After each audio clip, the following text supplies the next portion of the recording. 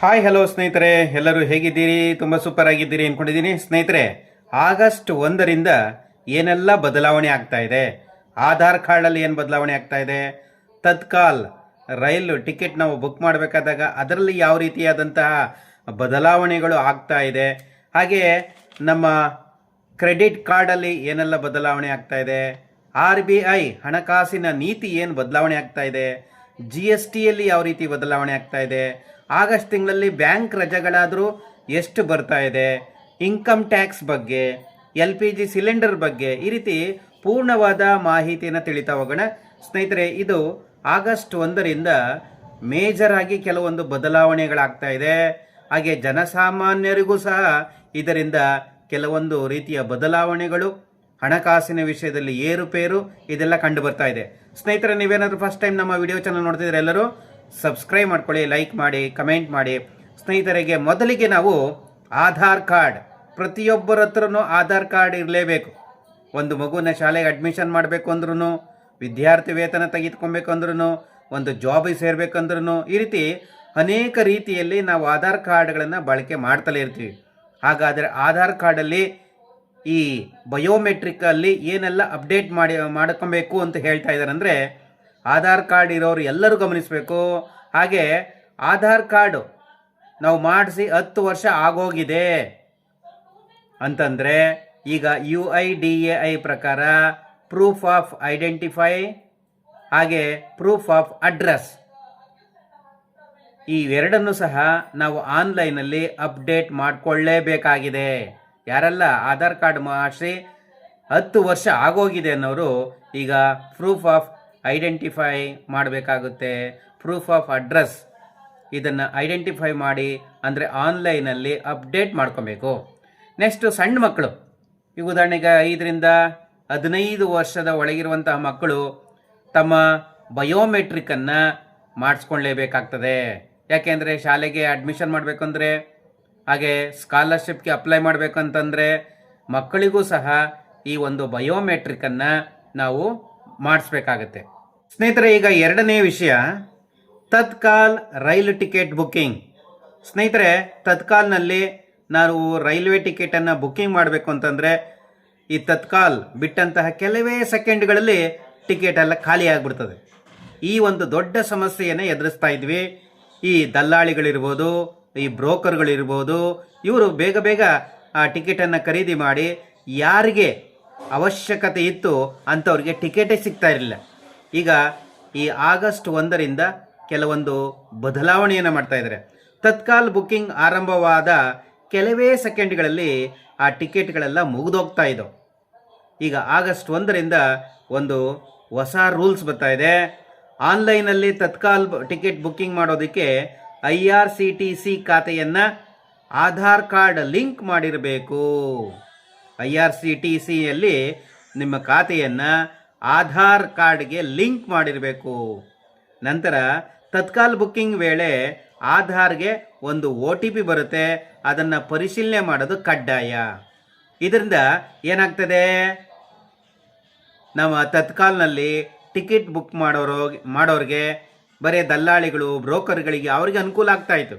ಆದರೆ ಈಗ ಯಾರಿಗೆ ಅವಶ್ಯಕತೆ ಇದೆ, ಯಾರೆಲ್ಲ ಈ ಆಧಾರ್ ಕಾರ್ಡಿಗೆ ಲಿಂಕ್ ಮಾಡ್ಕೊಂಡಿರ್ತಾರೆ ಮತ್ತು OTPಯನ್ನು ಪರಿಶೀಲನೆ ಮಾಡ್ತಾರೆ, ಇದರಿಂದ ಈ ಹಲವು ಜನರಿಗೆ, ಯಾರಿಗೆಲ್ಲ ಈ ರೀತಿ ಬ್ರೋಕರೇಜ್ಗೆ ಅಥವಾ ಬೇರೆ ಬೇರೆಯವ್ರಿಗೆಲ್ಲ ಗುಂಪಾಗಿ ಮಾಡಿಕೊಂಡು ಅಗತ್ಯವಿರೋ ವ್ಯಕ್ತಿಗೆ ತೊಂದರೆ ಆಗ್ತಾ ಇತ್ತು, ಅದು ಖಂಡಿತ ತಪ್ಪುತ್ತೆ. ಇದರಿಂದ ಯಾರಿಗೆ ಅಗತ್ಯ ಇದೆ ಅವರು ಈ ತತ್ಕಾಲ್ನಲ್ಲಿ ಟಿಕೆಟ್ ಪಡೆಯಲಿಕ್ಕೆ ಸಾಧ್ಯತೆ ಇದೆ. ಈಗ ಸ್ನೇಹಿತರೆ, ಮುಂದಿನ ಬದಲಾವಣೆ, ಮುಂದಿನ ಹೊಸ ನಿಯಮ, ಹೊಸ ವಿಷಯ ಅಂತಂದರೆ ಕ್ರೆಡಿಟ್ ಕಾರ್ಡ್ ಹೊಸ ಬದಲಾವಣೆ. ಸ್ನೇಹಿತರೆ, HDFC ಇರ್ಬೋದು, SBI ಇರ್ಬೋದು, ICIC, ಈ ಥರ ಬೇರೆ ಬೇರೆ ಬ್ಯಾಂಕ್ಗಳಲ್ಲಿ ನೀವು ಕ್ರೆಡಿಟ್ ಕಾರ್ಡ್ ಇದ್ದರೆ ಕೆಲವೊಂದೆಲ್ಲ ಲಾಭ ಅನುಕೂಲಗಳು ಸಿಗ್ತಾ ಇದ್ದೋ, ಈಗ ಏನಾಗ್ತಾ ಇದೆ, ನಿಮಗೆ ಸಿಗ್ತಾ ಇದ್ದಂತಹ ರಿವಾರ್ಡ್ ಪಾಯಿಂಟ್ಗಳು ಮಿತಿ ಹಾಕಲಾಗುತ್ತೆ, ಅಥವಾ ಸಂಪೂರ್ಣವಾಗಿ ಆ ರಿವಾರ್ಡ್ ಪಾಯಿಂಟ್ಗಳನ್ನು ತೆಗೆದುಹಾಕ್ಬೋದು. ನಂತರ ನಿಮಗೆ ಏರ್ಪೋರ್ಟ್ ಲಾಂಚ್ ಉಚಿತ ಪ್ರವೇಶಕ್ಕೆ ಈ ಹಿಂದೆ ಅವಕಾಶ ಇತ್ತು. ಏರ್ಪೋರ್ಟ್ ಲಾಂಚ್ ಉಚಿತ ಪ್ರವೇಶಕ್ಕೆ ಅವಕಾಶ ಇರೋದಿಲ್ಲ. ಆಗಸ್ಟ್ 1ರಿಂದ. ಸ್ನೇಹಿತರೆ, ಇದು ಕ್ರೆಡಿಟ್ ಕಾರ್ಡ್ಗೆ ಸಂಬಂಧಪಟ್ಟ ವಿಷಯ. ನಂತರ ಮುಂದಿನ ವಿಷಯ ಏನು ಅಂತಂದರೆ RBI ಹಣಕಾಸಿನ ಒಂದು ಸಭೆ. ಈ ಸಭೆ ಆಗಸ್ಟ್ 5ನೇ ತಾರೀಕು ನಡೆಯುತ್ತೆ. ಆ ಸಭೆಯಲ್ಲಿ ರೆಪೋ ರೇಟ್ ಬಗ್ಗೆ ಸುದೀರ್ಘವಾದ ಒಂದು ಚರ್ಚೆ ಆರಂಭ ಆಗುತ್ತೆ. ಅಲ್ಲಿ ಯಾವ ರೀತಿಯ ನಿರ್ಧಾರವನ್ನು ಕೈಗೊಳ್ಳುತ್ತೆ RBI ಹಣಕಾಸಿನ ಸಭೆಯಲ್ಲಿ, ಈ ರೆಪೋ ರೇಟ್ ಏನಾದರೂ ಬದಲಾವಣೆ ಆದರೆ, ಹೆಚ್ಚಿಗೆ ಆದರೆ ಅಥವಾ ಕಡಿಮೆ ಆದರೆ, ಹೆಚ್ಚಿಗೆ ಆದರೆ ಏನಾಗುತ್ತೆ, ಗೃಹ ಸಾಲ, ವಾಹನ ಸಾಲ ಇರ್ಬೋದು ಅಥವಾ ಇತರ ಯಾವುದೇ ಸಾಲ ತೆಗೆದುಕೊಂಡಿರ್ಬೋದು, ಆ ಸಾಲದ ಮೇಲೆ ದೊಡ್ಡ ಪರಿಣಾಮ ಬೀರುತ್ತೆ. ಇದರಿಂದ ನಿಮ್ಮ EMI ಏನು ದರ ಇರುತ್ತೆ ಆ ದರ ಏರಿಕೆ ಅಥವಾ ಇಳಿಕೆ ಆಗ್ಬೋದು. ಇದೆಲ್ಲ ಈ RBI ಹಣಕಾಸಿನ ಸಭೆ ಏನು ಆಗಸ್ಟ್ 5ನೇ ತಾರೀಕು ಒಳಗೆ ನಡೆಯುತ್ತೆ, ಆ ಸಭೆಯಲ್ಲಿ ಇದು ನಿರ್ಧಾರ ಆಗುತ್ತೆ.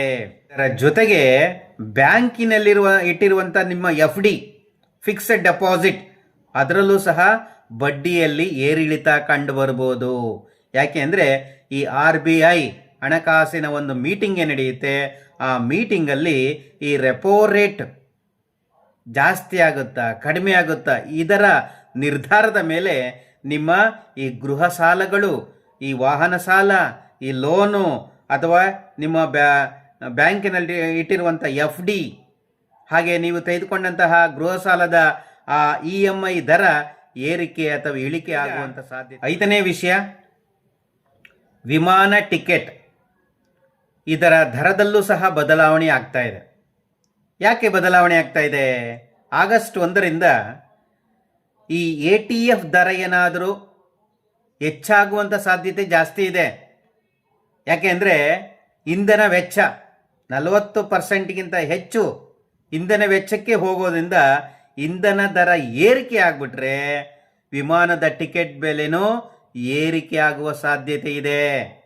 ಸ್ನೇಹಿತರೆ, ಇದು ಆಗಸ್ಟ್ 1ರಿಂದ ಈ ವಿಮಾನದ ಟಿಕೆಟ್ ಬೆಲೆಯಲ್ಲೂ ಸಹ ವ್ಯತ್ಯಾಸವನ್ನು ಕಾಣ್ತಾ ಇದೆ. ನೆಕ್ಸ್ಟ್ 6ನೇದು ಬರೋಣ, GST ಬದಲಾವಣೆ. ಸ್ನೇಹಿತರೆ, ಎಲ್ಲೇ ಅಂಗಡಿಗೆ ಹೋಗಲಿ, ಅನೇಕ ಸಾಮಾನುಗಳು ತರಲಿ, ಆನ್ಲೈನಲ್ಲಿ ಟಿಕೆಟ್ ತಗೊಳ್ಳಿ ಅಥವಾ ಆನ್ಲೈನಲ್ಲಿ ಅನೇಕ ವಸ್ತುಗಳನ್ನು ಖರೀದಿ ಮಾಡ್ತಾ ಇರ್ತೀವಿ, ಅಥವಾ ಒಂದು ಶೋರೂಮ್ಗೆ ಹೋಗಿ ಅನೇಕ ವಸ್ತುಗಳನ್ನು ಖರೀದಿ ಮಾಡ್ತಾ ಇರ್ತೀವಿ. ಆ GSTಯಲ್ಲೂ ಸಹ ಬದಲಾವಣೆ ಆಗ್ತಾ ಇದೆ ಆಗಸ್ಟ್ 1ರಿಂದ. ಏನೇನು ಬದಲಾವಣೆ ಆಗ್ತಾ ಇದೆ?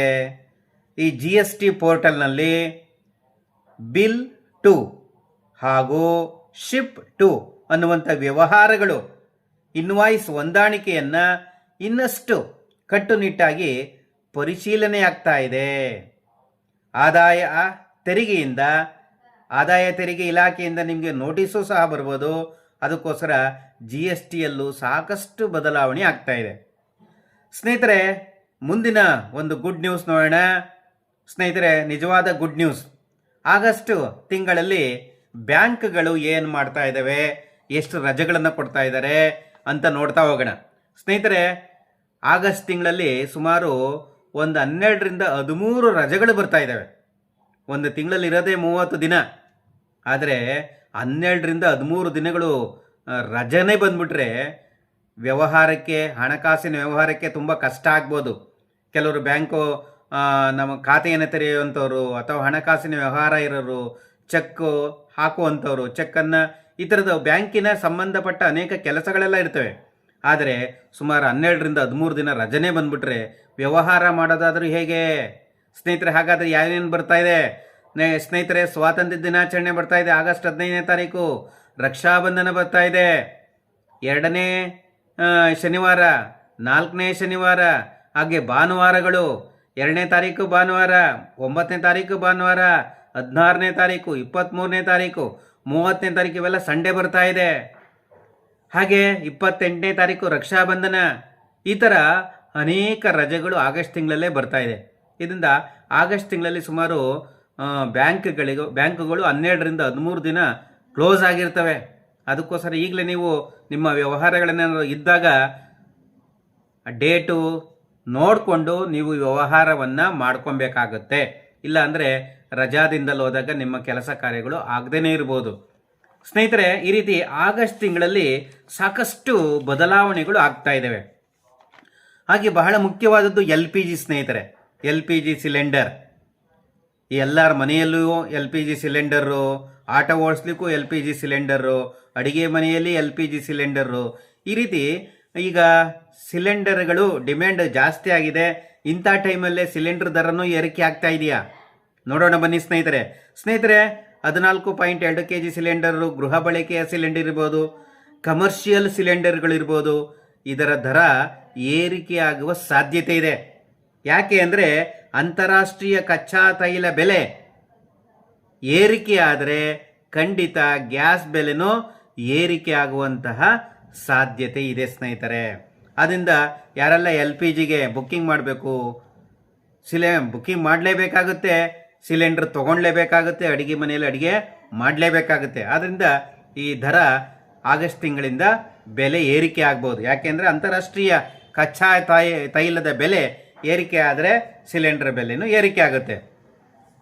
ನೆಕ್ಸ್ಟ್ ಸ್ನೇಹಿತರೆ, ಇನ್ಕಮ್ ಟ್ಯಾಕ್ಸ್ ರಿಟರ್ನ್ ಹಾಗೂ ದಂಡ. ಏನು ರಿಟರ್ನ್ಸ್ ಫೈಲ್ ಮಾಡ್ತಾ ಇದ್ದಾರೆ, ಫೈಲ್ ಮಾಡಬೇಕಾದಾಗಲೂ ಒಂದು ಡೇಟ್ ಕೊಟ್ಟಿದ್ದಾರೆ, ಆ ಡೇಟ್ ಒಳಗೆ ಮಾಡಬೇಕು, ಇಲ್ಲ ಅಂದರೆ ಪೆನಾಲ್ಟಿಯನ್ನು ಹಾಕ್ತಾರೆ.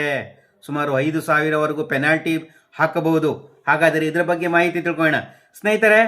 ITR 1 ಅಥವಾ ITR 2 ಸಲ್ಲಿಸಬೇಕಾಗಿದ್ದಂತಹ ವೇತನದಾರರು ಜುಲೈ 31 ಒಳಗೆ ರಿಟರ್ನ್ಸ್ ಅನ್ನು ತಪ್ಪದೆ ಫೈಲ್ ಮಾಡಬೇಕು. ಇಲ್ಲದೇ ಇದ್ರೆ ಆಗಸ್ಟ್ 1ನೇ ತಾರೀಕಿಂದ ಅವರು ಲೇಟ್ ಫ್ರೀ ಅಂತ ಅವರಿಗೆ ದಂಡ ಹಾಕಲಾಗುತ್ತೆ. ಎಷ್ಟು ಹಾಕ್ಬೋದು?